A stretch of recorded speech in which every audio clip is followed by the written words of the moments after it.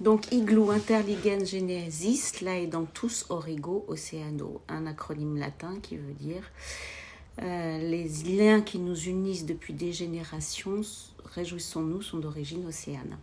Donc, cette œuvre, c'est un igloo en coquille Saint-Jacques qui fait 3 mètres de diamètre, 2 mètres de haut. On peut se tenir à 15 dedans.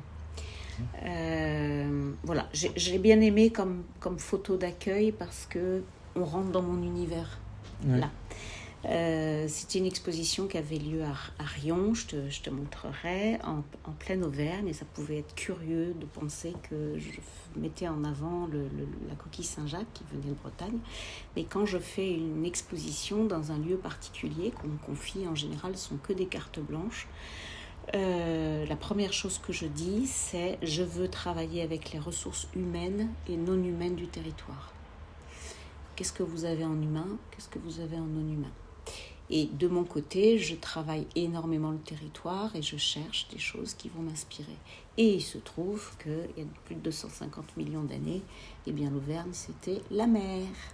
Donc, sous les pieds de Riom, ville 17e, 18e, avec des bâtiments extraordinaires, où la coquille Saint-Jacques est partout dans l'architecture, soit des vitraux, des ferronneries, des bénitiers, enfin beaucoup de choses, à tel point que l'équipe culturelle de Riom a monté une visite culturelle patrimoniale de la ville sur le thème de la coquille Saint-Jacques. Et ils finissaient la visite dans mon igloo.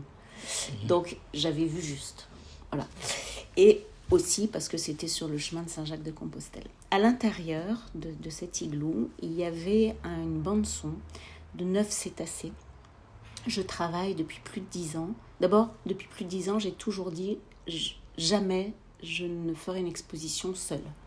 Okay. Je vais toujours collaborer avec un scientifique. Parce que les scientifiques sont aussi barrés que moi et on est assez... on a la même vision poétique des choses. Enfin, on est ouvert au monde. On perçoit des choses comme ça et voilà. Eux de façon scientifique et moi de façon artistique. Et donc, je collabore depuis une dizaine d'années avec principalement 2 bioacousticiens, Olivier Adam, qui est professeur à Sorbonne Université, spécialiste des cétacés, donc il parcourt le monde pour enregistrer des cétacés. C'est devenu un ami maintenant. Et Thierry Aubin, qui est lui CNRS et qui parcourt le monde pour enregistrer plein d'animaux, les spécialistes des oiseaux, mais pas que, les caïmans, les manchots empereurs, enfin plein de trucs. Donc voilà, et là je suis en train de collaborer avec une chercheuse de l'Ifremer qui s'appelle Virginie Thierry, parce qu'elle collecte toutes les données des 472, je crois, ou 172, non, 4172 balises Argo partout dans le monde. Donc, elle analyse ça pour analyser la qualité de l'océan, la salinité, l'oxygène, les courants, Et là, je vais traduire les données des balises en lumière pour rétroéclairer des œuvres. Bref, moi, c'est vraiment mon marqueur, c'est de travailler évidemment sur les thèmes environnementaux, écologiques, évidemment avec toutes sortes de matières. C'est pour ça que c'est très singulier. Tu disais que j'étais une artiste singulière parce que je suis hypersensible à plein de matériaux différents selon les territoires où je vais et que je veux valoriser. Et je collabore avec des scientifiques de haut vol. Voilà. Donc après, tu as plein de petites vignettes comme ça sur le site et il te suffit de cliquer. Si on clique sur... restons là. La chapelle de Riom, école d'art, donc tu as le titre, le lieu. Et après, tu as toute une documentation photographique. Je documente énormément mon travail, beaucoup, parce que c'est très important de voir, pour moi, l'artiste au travail, l'envers de l'exposition. Pour moi, l'exposition, c'est terminé, en fait. Ce qui m'intéresse, c'est le processus. c'est vraiment les rencontres avec les gens, les rencontres avec le territoire, avec les différentes équipes, monter le projet, penser aux œuvres, les concevoir, enfin faire tout un truc incroyable. Et donc il y a des petites vidéos, en général une petite vidéo, tu pourras lire. Alors tu vois par exemple là, on le verra un peu plus loin, donc j'ai voulu, comme c'était en Auvergne, travailler avec les vaches. Donc j'ai gardé ce qu'il y a de plus beau dans les vaches, sans la viande, c'est les cornes et les queues. Okay. Donc j'ai beaucoup enquêté, finalement j'ai travaillé avec un abattoir, un très très bon abattoir qui est en Auvergne, à quelques kilomètres. Donc j'ai rencontré le patron de l'abattoir, j'ai cherché, j'ai passé ma commande, il m'a livré tout ça. Et après je suis allée le remercier, je lui ai dit écoutez c'est vachement gentil. Et puis il y a sa secrétaire qui est venue, puis après une autre personne, et puis après une autre, et puis les mecs de la chaîne, machin. Ils étaient une quinzaine autour de moi, en me disant merci. Merci de valoriser notre travail, parce qu'avec L214, avec machin, avec truc, on est vraiment les damnés de la terre, les pourris, les machins. J'ai dit écoutez, moi c'est une matière noble, vous c'est votre quotidien, moi je trouve ça magnifique, j'en ai vraiment besoin, je veux valoriser ces vaches, ce bétail, voilà, parce que c'est singulier dans le territoire, donc c'est une très belle œuvre. Elle est là, mais elle fait 6 mètres de haut, et les queues sont en bas. C'était très très très très beau. Donc en fait à chaque fois tu as la présentation, là tu as un texte très très très drôle que tu pourras prendre le temps de lire, rien que le titre, rencontre, hybridation et champouinage de queue de vache, voilà. du commissaire, enfin co-commissaire, en fait, Alexandre Ocuso. C'est surtout lui qui est le directeur de l'école d'art et qui m'a... voilà. Donc, après, tu as tous les remerciements. Le texte est très, très, très drôle. Et il est très bien écrit et tu prends la mesure de la façon dont je travaille. Vu par quelqu'un d'autre, c'est toujours difficile de parler de son travail, mais vu mon grand âge, j'y arrive. Mais voilà, c'est bien, je pense, si tu as un texte à lire, c'est celui-ci. Okay. Parce que il est un peu à ta place, le gars, tu vois. Okay. Il monte des expos, il rencontre plein d'artistes, donc c'est intéressant d'avoir un jeune, il a une quarantaine d'années, petite quarantaine, comment il perçoit mon travail et comment il le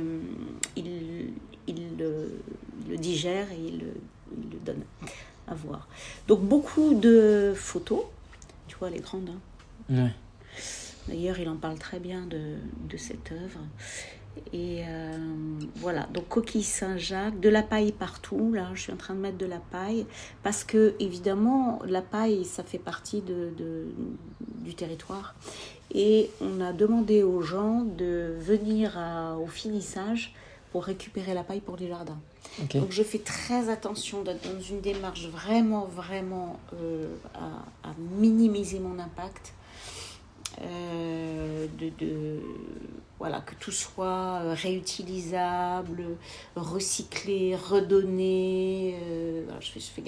C'était le postulat de départ, c'est est-ce que je peux avoir de la paille? Tu vas calculer combien, mais je ne mets la paille que si on prévient les gens pour venir les retirer à la fin de l'expo et que ça aille dans les jardins environnants. Donc il y a plein de petites choses comme ça qui se font au fil des rencontres. Ce que tu vois sur les murs sont des très grands dessins, très très grands. Malheureusement, il y a eu un dégât des eaux, ils sont là. Mais je vais te les montrer pour que tu vois l'ampleur, si ça t'intéresse. Avec plaisir, bien sûr. Ça, c'est des dessins. Donc je voulais rencontrer un guide de montagne. Parce que là-bas, la nature est très très prégnante. Donc j'ai rencontré un jeune qui fait de la montagne pour les personnes en mobilité réduite, donc quelqu'un vraiment chouette. Et je lui dis, écoute, j'aimerais bien que tu me donnes une liste de faune et de flore endémiques du territoire, parce que moi, je veux créer des êtres hybrides, mélanger moi, la flore et la faune du territoire, que je fasse partie de ce territoire-là. Et donc, ça a donné un corpus de 4 très grands dessins, vraiment très très grands, et que j'ai travaillé avec la terre locale.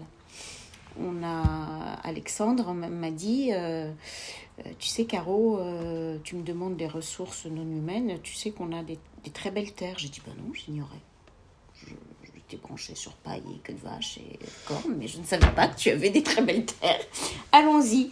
Donc, on s'est barré au fin fond d'un endroit qui s'appelle les Cheminées de Fées, dans un endroit merveilleux. Et j'ai collecté vraiment, j'ai ramassé la terre et j'ai dessiné avec. Okay. Donc j'ai ramassé 4 tons de terre différentes pour travailler avec. Et vraiment être dans le territoire. Il y en a 4, oui, mais là tu en vois 2. Donc vous les avez en photo Oui, on va aller me voir un peu plus loin. Ça, c'est Alex qui m'aide. Alors, évidemment, j'ai travaillé dans une école d'art. Donc, le deal, c'était, comme son enveloppe était petite, je lui ai dit, écoute, le deal, c'est tu me mets un de tes profs d'art. C'est lui qui va me faire la structure de l'igloo et c'est lui qui va me faire la fontaine. Okay. Donc, ok, tu me payes pas beaucoup, mais tu me fais ça. Il me dit, ouais, super. Donc, il a fait cette fontaine, qui est très belle. Et on est en train de remplir, et tu vois que l'igloo est en train d'être fait. On a fait un work in progress avec l'école d'art, parce que moi, je suis extrêmement vigilante. Je fais beaucoup d'œuvres que je ne fais jamais, en fait. Je me répète rarement. Et donc voilà, on a fait... Parce qu'à partir du moment où tu dis, voilà, je vais faire un igloo en coquillage, waouh, oui, mais combien il en faut, comment je vais faire, et combien de temps on met, et ceci et cela. Donc j'ai fait, je suis une artiste, ça aussi c'est très singulier. Alors moi je m'en rends compte parce qu'on me le dit, mais sinon je ne me rends pas compte parce que c'est moi. Mais j'aime énormément faire de la médiation, j'aime énormément encadrer des jeunes, des moins jeunes, des vieux, des très vieux, tout ce que tu veux pour parler d'art, faire, machin et tout ça. Donc là, j'avais encadré des jeunes de l'école pour faire la V1 de l'igloo, pour voir combien de temps on allait mettre, recalculer, voir si c'était bien comme ci, comme ça. Donc c'est assez chouette aussi de faire un work in progress et de le faire partager. Comment un artiste travaille. En fait, il se plante, il affine, il a machin, nanana. Et ça, c'est très enrichissant, évidemment, pour tout le monde. Donc là, j'en paille. Donc la cascade, hein, la fontaine, pardon. Et puis, il y a un matériau que j'aime beaucoup depuis longtemps, c'est la couverture de survie. Elle me fascine.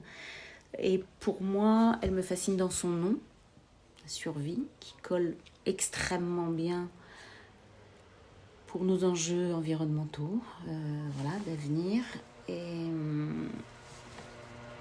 Et j'aime beaucoup le côté doré qui pour moi est le soleil et le côté argent qui est l'eau, les 2 conditions d'existence de la vie sur Terre. Et je trouve ça très beau. Et ce que j'aime également, c'est son côté, tout le monde connaît en fait, une couverture de survie. Et quand elle est froissée comme ça donne une qualité qui est très belle. Mais quand elle n'est pas froissée, j'ai tout un corpus d'œuvres qui sont dessinées dessus. Et en fait, c'est vachement beau parce que tu te reflètes dans l'œuvre. Okay. C'est-à-dire que là, tu es en bleu pâle, et tu vas rentrer dans mon dessin. Tu vas faire partie du dessin. Okay. Et moi, je vais être en blanc et bleu, je vais rentrer dans... Tu vois, il y a une espèce de symbiose avec l'œuvre et toi, et celui qui regarde. Et ça, je trouve ça merveilleux, puisque c'est la définition même du vivant, c'est la symbiose, de tout le temps avec des liens qui nous unissent les uns aux autres. Donc ça, c'est chouette. Et ça, c'était une très, très grande cascade que j'avais faite pour Lascaux. Et quand Alexandre l'a vue, il m'a dit « Je la veux !» J'ai dit « Tu l'auras !» Je la veux. Donc voilà, là j'étais en train de l'installer dans son école, qui est un ancien couvent, où il y avait l'eau, hein, c'est pour ça que j'ai mis l'eau, il y avait de la paille. Alors pour moi alors je fais très très attention au lieu, alors je fais très attention avec qui je travaille, déjà. Je n'ai pas pris n'importe quel abattoir, hein, j'ai pris le mieux noté de toute la France. Je prends des scientifiques, machin. Et Et pour la paille, je lui ai dit, voilà, il faut prendre les gars du coin, quoi. Donc il est allé voir les gars du coin, donc ça permet de parler aussi en amont, etc. Et pour les coquilles Saint-Jacques, c'était génial parce que je me suis rendu compte de la filière de la Saint-Jacques et j'ai pu raconter tout ça également. C'est-à-dire qu'au début, il y a une dizaine d'années, ils surpêchaient la Saint-Jacques. Et donc, ils se sont mis, les différents propriétaires, ensemble en disant on est des cons. On est vraiment cons, en fait. Et si on faisait une pêche raisonnée? Et si on apprenait à être moins cons? Et à être en harmonie avec le cycle de la nature? Depuis, c'est Crésus, évidemment, puisqu'ils ont une filière extrêmement florissante qui prend vraiment super bien en compte le cycle de la coquille Saint-Jacques. Et quand j'ai eu les gens au téléphone là, en Bretagne Nord, ils m'ont dit « Ah ouais, super, vous faites machin, tout ça. » Et donc c'est eux qui me racontent tout ça. Non seulement ils se sont mis ensemble pour ça, mais ils se sont mis ensemble aussi pour éviter que les Anglais viennent sur les pêches territoriales. Et donc, ils pêchent, dans la saison de pêche, c'est 3 mois par an, je crois, 4 mois. Et ils pêchent 4 demi-journées, 4 heures, 4 demi-journées par semaine, sous drone et hélicoptère. Okay. Et bon, il y a un résultat. Et après, je dis, mais moi, je les veux nettoyer, puis je veux que des plates. Et il me dit, vous savez qu'avant, on envoyait les coquilles Saint-Jacques par container se faire nettoyer en Chine et ça revenait. C'est complètement fou, ça. Eh oui, mais on est dans un monde de fous. Et il m'a dit, appelez Ambaljet. Et Ambaljet, c'est une entreprise qui est pas loin de Saint-Quay-Portrieux, d'où viennent les... Et Ambaljet, c'est des mecs locaux qui ont repris le business et ça marche très bien. Donc à partir du moment, moi c'est ça que j'aime bien raconter aussi, donc tous les liens que je fédère, parce que je fais du lien, moi, je suis un lien en fait entre les gens qui se connaissent pas, qui se connaîtront jamais si j'étais pas là. Et en fait, pour plein de trucs, ça me voilà, c'est quelque chose d'assez particulier. Eh bien, faire ce lien avec le territoire géologique de l'Auvergne, en racontant ces histoires de Bretagne, en racontant ces enjeux environnementaux, et en racontant le patrimoine partout dans Rion, et en racontant tout ça, finalement, la coquille Saint-Jacques, elle raconte énormément de choses. Et quand on creuse la coquille Saint-Jacques, parce que j'ai lu des tas de bouquins, et notamment un bouquin génial d'un type qui a trouvé que, en fait, les coquilles Saint-Jacques étaient des alertes sur le réchauffement climatique. Parce que tu peux lire dans chaque petite strie, tu arrives à lire le climat à travers les années. Enfin, c'est extraordinaire. Donc, voilà. Quand on parle du vivant, moi, je suis une artiste qui parle du vivant, c'est sans fin. Et tu t'émerveilles sans fin. Et ce que j'espère, c'est qu'à travers les œuvres, et ce que j'essaye de raconter, les gens s'émerveillent aussi. Tu vois ? C'est pas l'idée c'est pas du tout des choses... Voilà. Là, je sais pas si on les a toutes. Donc, tu vois, ça, par exemple, c'est un pied de vache. Parce qu'il y a des vaches. Ça, c'est une main. La main, je considère que l'humain, moi je fais partie de cette race-là, l'humain c'est la main et le pied. La main parce que tu as le pouce opposable et que ça nous a fait Homo faber. Et puis le pied, la bipédie. On est très peu sur Terre à avoir le pouce opposable et la bipédie. En fait, avec nos grands singes, voilà. Et puis, tu as un martalonte, ou tu as un autre animal, je ne me souviens plus comment il s'appelle, une fleur endémique. Tout ça, ce sont des choses endémiques. Là, tu as une petite coquille Saint-Jacques qui était montrée. Et là, tu avais un volcan, en fait, en coquille Saint-Jacques. Là, je suis en train de le faire. Et cette coquille Saint-Jacques, elle a été trempée plusieurs mois dans une source territoriale du territoire d'Auvergne pour être pour recevoir une eau extrêmement calcaire, quasiment calcifiée, tu vois, la coquille Saint-Jacques. Donc c'est parler aussi de ses sources, c'est parler aussi de l'eau, c'est parler aussi des volcans, qu'est-ce que c'est, etc. Donc voilà l'autre, un autre qui a été vendu, celui-là. Voilà les terres. Okay. Que j'ai ramassées. On peut faire ça aussi, voilà. Et je suis une artiste qui montre toujours ma matériothèque. Dans l'exposition, je montre toujours avec quoi j'ai travaillé. Mes outils, voilà, ce que j'ai. Donc là, je montre une queue de vache, parce que je me dis que les gens veulent toujours toucher, donc autant leur donner des trucs à toucher. Je récupère ce que je récupère, donc la palette, oui, je la récupère, les gars, vous me faites une étagère, je fais... C'est là que je vais faire ma matériothèque. Donc voilà. Et les gars, ils étaient à fond. Ça, c'est mes vraies palettes avec lesquelles j'ai travaillé. Ça, c'est les terres que j'ai récupérées, mes vraies palettes, vraiment. Ça, c'est le travail sur l'igloo.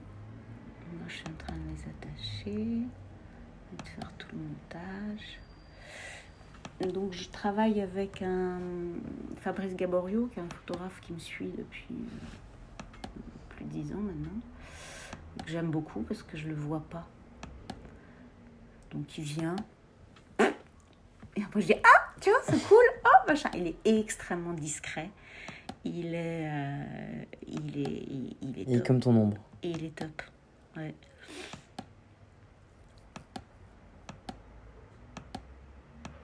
On va revenir au grand truc parce que sinon il y en a trop.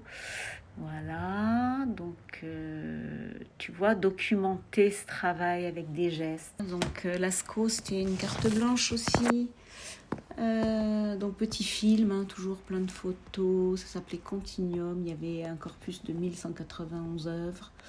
Donc j'avais fait une très très grande peinture de presque 300 mètres carrés que j'ai appelée Gaïa, qui était une œuvre suspendue. Voilà, ça c'est la cascade, ça c'est le directeur de Lascaux. Et voilà, tu vois la cascade ? Il fait plus de 9 mètres de haut. Alors pour te dire à quel point les matériaux que j'utilise sont des matériaux extraordinaires, c'est-à-dire que là, tu avais ça qui faisait 270 mètres carrés à peu près. Là, j'ai conçu 2 grottes en papier qui faisaient chacune 70 mètres carrés. Et là, on passe d'une grotte à l'autre. Ça s'appelait Continuum d'ailleurs, d'une grotte à l'autre. Ici, tu as 90 dessins gravés. Et tout ça rentrait dans ma voiture. Okay. Et j'avais une place passager. Donc, c'est hallucinant. Donc, ça, c'était carte blanche. Là, tu avais une sorte de mur de lamentation extraordinaire où tu n'avais que des dessins gravés dans du papier qui sont 90 espèces en voie de disparition. Et donc, je voulais qu'on soit obligé de s'approcher beaucoup pour voir le dessin qui est en voie de disparition, parce que toute cette biodiversité disparaît sous nos yeux tous les jours. Et on ne la voit pas. Donc, et c'était très beau. Et tu te retournais et tu avais ce truc pétant de couleurs et de sons, parce que j'avais une symphonie sauvage là-dessus. Et cette symphonie sauvage, avec mes 2 bioacousticiens, donc on a monté, je ne sais plus, 20 minutes d'une bande-son complètement incroyable, et qu'on entendait là-dessous. Donc tu avais Gaïa, parce qu'elle s'appelle Gaïa, ce vaisseau incroyable, comme le vaisseau qu'est la Terre dans notre système de galaxies. Là, tu vois encore une autre façon de présenter ce avec quoi j'ai travaillé. À chaque fois, c'est jamais la même chose, hein, évidemment, mais à chaque fois, je montre voilà, les 250 bics que j'ai utilisés pour faire la grotte, toutes mes pastels que j'ai utilisés pour faire l'autre grotte, parce que j'ai fait une première grotte entièrement en pastel et la deuxième grotte entièrement en stylo bic. Ces projets, c'est des projets de combien de temps, généralement ? Alors là, j'ai mis 18 mois. Oui. C'est 18 mois, c'est 2 ans en fait. Là, je suis sur un projet, ça va faire 4 ans que j'ai. C'est fou. Ouais. Et ça vous faire quelque chose quand à la fin du projet, après le finissage, quand vous démontez tout ça et que vous vous dites j'ai travaillé autant de temps Surtout que là, bah oui, mais c'est des expos qui durent 6 mois. Hein. Ok. Et puis, quand je dis 18 mois, je ne fais pas que ça. Oui. évidemment, les artistes, ils produisent, mais ils ne peuvent pas faire que produire. On rencontre des gens, on a le truc, voilà. Moi, j'ai une vie extrêmement dense, avec beaucoup de choses, beaucoup d'engagement, beaucoup de trucs. Donc, quand je dis 18 mois, je n'ai pas été 18 mois à faire ça. Bien sûr. Mais c'est très long, hein, quand même. C'est quand même... voilà. Donc voilà, ça c'était le montage et la visite. Voilà, on voit les gens dedans. Par exemple, j'ai travaillé avec une architecte pour concevoir tout. Et moi, je leur ai demandé de monter, d'après mes plans, tous les murs, etc. Parce que c'était un énorme white cube. Et dans le white cube, j'ai créé 2 grottes. Et les grands dessins, je les ai faits, c'est comme un patron, si tu veux. Et hop, ils allaient pile poil sur les trucs. Donc voilà, il y a tout un travail énorme, quoi. Et ça, c'était que des figures hybrides. Et le mur de gravure, ben oui, c'est très très long. Chaque dessin est très très long. C'est difficile à regarder, mais c'est rigolo. Oui. Je les ai, hein, tu vois, entièrement gravés. Ça a de la gueule, tu fais un mur comme ça. Les gens étaient impressionnés, très impressionnés. Voilà, après tu travailles les lumières sur cette œuvre, c'était hyper important. Et donc tu avais des petites ouvertures pour les enfants, pour passer d'une grotte à l'autre. Tout ça, ça a été conçu, préparé en amont, la mise à distance, enfin tout. C'est pour ça que je te dis, c'est très long quand même. Hein. Et tout ça pendant le Covid. Hein.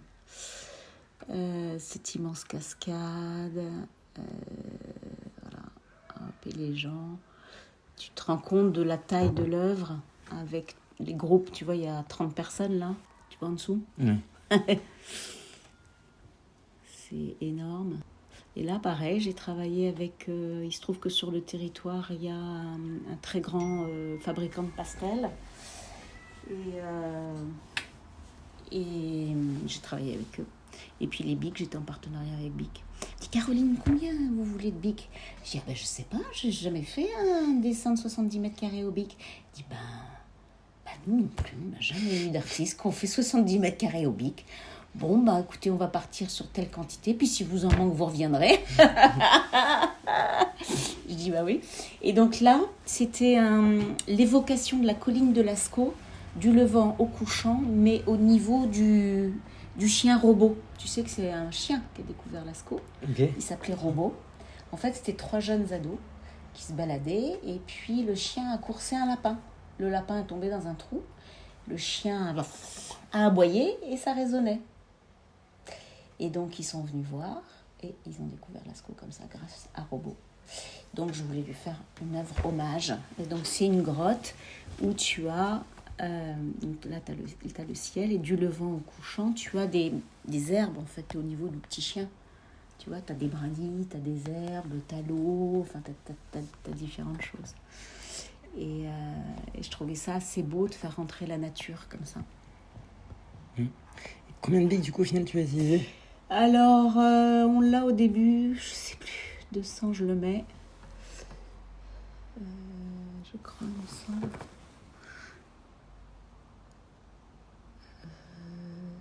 Soit cristal, 14 couleurs, 700. Non, je 206. Ouais, 206, voilà. Puis il reste pas une miette, hein. Voilà. Donc ça, t'as plein de photos. Et alors, on me voit travailler quand tu vas dans création, parce que je pense qu'on n'avait pas à télécharger. Crotasse. Voilà. Donc là, voilà, on me voit avec tous les stylos. Hein. Voilà, là, je suis en train de faire le ciel, tu vois, qui n'est pas petit. Tu vois, c'est des kits, quoi. Je prends les mesures, je fais. Ça, c'est les terres avec lesquelles j'ai travaillé. Et ça, c'est l'hôpital qu'on me prête, là où je bosse actuellement, un immense atelier de 250 mètres carrés. Quand j'ai des œuvres monumentales, je demande, j'en profite parce que bientôt, ce sera plus possible. Et donc, je suis super bien là et j'ai pu travailler tout. Et j'avais payé une colleuse pour coller tous les dessins. Là, tu me vois en train de peindre. Voilà, dans cet immense atelier, toutes mes couleurs. C'est énorme et énorme, énorme. Une énorme œuvre qui est très très belle. Voilà, donc si tu passes pas par les images, tu peux passer par là. Ok. Où tu as... alors maintenant, si on va au parc de Clerc, qui est celle qui est actuellement... Pourquoi ça fait ça, ton truc? Peut-être que c'est... Alors, parc de Clerc, Paradeisos. Donc là, je suis devant une œuvre. Donc, pareil, je fais jamais d'expo. Voilà, moi, c'est toujours 3 mois, 4 mois, 6 mois. C'est des grosses expos et je suis toute seule. Je fais pas d'expo collective. C'est pas mon truc. Voilà, du grec, parc, lieu planté d'arbres où l'on prend soin des animaux, et du morse, SOS, Save Our Soul, Paradeisos. Pour moi, c'est un mot valise qui raconte attention, faisons attention à nos paradis, parce qu'ils sont en train alerte sur nos paradis. On est en train de détruire nos propres conditions d'existence. Donc ça, c'est une carte blanche du département de Seine-Maritime. Pareil, hall, donc tout est mélangé. Création, j'y arrive décidément pas, parce que je sais pas. Voilà, donc il y avait plusieurs choses. Il y avait des œuvres en extérieur et des œuvres en intérieur. Il se trouve que la carte blanche qu'on m'a donnée chez un très grand naturaliste français, qui s'appelle Jean de la Cour. On est entre les deux guerres. C'est un type incroyable, un ornithologue, et qui a toujours voulu faire un paradis. Parce que lorsqu'il était enfant, il était impressionné par la notion de paradis dans la Bible. Et quand il avait 3 ans, il est tombé amoureux d'un petit poussin. Il était malade et il le dit dans ses mémoires. Il dit « Je me souviens, je venais de fêter mes 3 ans. J'étais malade et rien n'y faisait. Je me souviens, j'étais habillée avec une robe de chambre rayée bleue et blanche. Je me souviens des meubles, tout ça. Il écrit ça très bien. Jusqu'au jour où on m'a amené ce que j'ai de plus cher au monde. Une boîte blanche. À l'intérieur, il y avait un petit poussin blanc. Et donc, j'ai trouvé ça génial que cet homme mondialement connu, et là, il faut ressortir sa mémoire, parce qu'il y a plein de gens qui était un très très grand naturaliste scientifique du Muséum d'histoire naturelle. Et toute l'intelligentsia, tous les peintres, tous les littéraires, les têtes couronnées, passaient chez lui. Et donc, j'ai voulu créer c'est une série d'œuvres qui s'appelle les Oculi, qui sont, pour être dans les pas du naturaliste, qui sont des grands oiseaux en forme de cône, comme ça, et travailler avec des ressources locales. Ça, c'est en cours. Donc, il y avait de la liane de clématite sauvage, des bambous mangés par les pandarous. Enfin, les restes des repas des pandarous, parce qu'ils ne mangent pas tous les bambous, donc je les ai récupérés. Et du miscanthus qu'on trouve au bord de la Clairette, la petite rivière qui prend sa source à Clair et qui traverse le parc. Et donc, il y a 10 oculis placés dans le parc comme ça, qui donnent des visions à la fois sur le patrimoine bâti et sur le patrimoine vivant. Un patrimoine remarquable dans les deux sens. C'est un jardin remarquable et donc c'était un petit clin d'œil à Jean, naturaliste, qui aime les oiseaux. Mais c'est un oiseau hybride parce qu'il est fait un peu comme un buisson. Il travaille avec des végétaux. Et puis, c'est l'humain qui vient regarder. Donc, j'aime bien toujours cette combinaison des trois. Je trouve ça intéressant. J'avais aussi dit que je voulais travailler avec du lin parce que la Normandie est le premier exportateur européen de lin. C'est une très, très grosse richesse locale. Donc, je leur ai dit, je vais faire un nid. Un nid qui reprend la forme de l'Igloo, mais je l'ai appelé le nid, entièrement en lin pour accueillir le petit poussin blanc de Jean de la Cour. Et puis, toute une bande-son, j'ai demandé à mon copain du acousticien de venir enregistrer le parc de Clères au lever du jour et au coucher du soleil, pour offrir aux visiteurs une bande-son qui n'entendent jamais. Voilà. Donc à l'intérieur, il y a ça. Tu me revois là dans mon magnifique atelier. Pareil, en train de peindre. Donc il y a des mélanges, parce que j'ai fait ça en même temps. Un coup, j'allais à Clères travailler in situ avec le lin.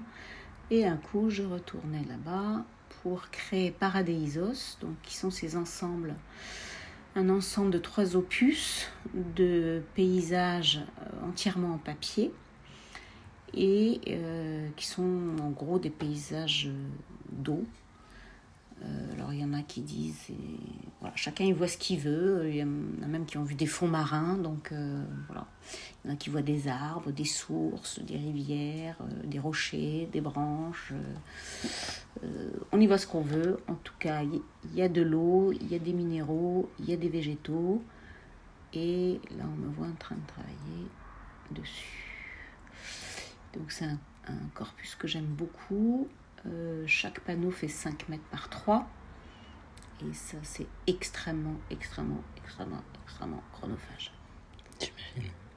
Ouais, c'est très beau. C'est magnifique, vraiment. Ouais, montage. Donc là on est en train de monter au parc de Clères, je travaille avec mon régisseur, tu vois encore en grande bâche, parce que là j'ai demandé à ce qu'on recouvre à la fois avec du sable pour dire qu'on est dans les méandres de la Seine, qu'on n'est pas loin des plages et qu'on est sur les routes de chasse-marée. Je ne sais pas si tu sais ce que c'est, les routes de chasse-marée. Lorsque tu as entendu parler de Vatel, le film Vatel, tu l'as vu, non? Non, malheureusement. Un très beau film, je te recommande. À la cour de Louis XIV, évidemment, il fallait du poisson, mais pas que. Je prends cette idée voilà, parce qu'elle est symbolique. Et donc, les marins qui partaient en mer ramenaient le poisson à terre. Et à partir de là, tu avais une route qu'on appelle la route des chasse-marées, qui se faisait à cheval, donc en calèche. Et à l'époque, il n'y avait pas de glace, hein, donc il fallait aller très vite. Ils mettaient du goémon frais, enfin ce qu'ils pouvaient, pour regagner la capitale et aller rapidement livrer le poisson. Donc les routes de chasse-marée, c'est devenu quelque chose de vraiment patrimonial en Normandie. Donc je voulais du sable pour évoquer tout ça. Je voulais des copeaux pour faire rentrer la forêt à l'intérieur de la pièce, puisque la pièce, c'était les salons de Jean de la Cour. Donc au milieu, j'ai mis le nid, pièce maîtresse, puisque emblématique non seulement pour raconter le territoire à travers le lin, le territoire plus proche du parc de Clères à travers le son, l'histoire humaine de cette rencontre humaine et non humaine entre un petit bout de chou de 3 ans et un petit poussin, et pour raconter qu'aujourd'hui le parc de Clères, comme autant de gens, c'était une immense pouponnière, et que s'il a fait des collections botaniques et animalières, c'est pour préserver la biodiversité. Aujourd'hui, il y a des oiseaux qui n'existent plus dans la nature et qui ont été préservés et collectés grâce à Jean. Donc voilà, beaucoup. Enfin, je mets toujours énormément de sens dans tout ce que je fais. Là, il y a une équipe de 12 quand même pour monter l'expo. Donc j'ai collecté des souches et des branches, on est allé en forêt, je veux celle-là, oui. Et voilà, donc là on est en train de monter, tu vois les copeaux qui commencent à s'installer. Voilà, et on a mis des méandres, des sortes de méandres comme ça en chaîne